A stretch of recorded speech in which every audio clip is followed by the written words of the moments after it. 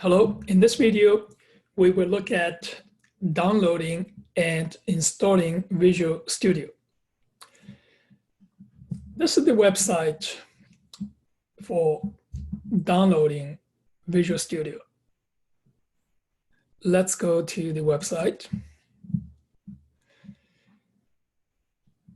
You can download macOS version of Visual Studio for Mac or the Windows version.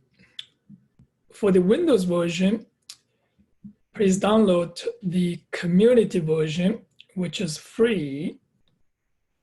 So I'm going to download it.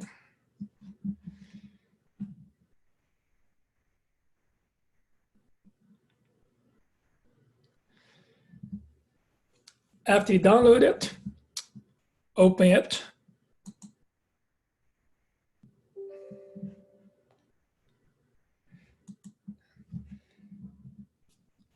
This is Visual Studio installer.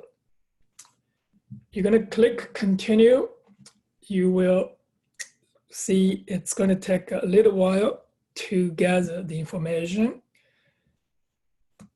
And then you get into the page to ask you to choose which component to download. Please select Visual C++. That is all for this video. Thank you for watching. See you on the next video.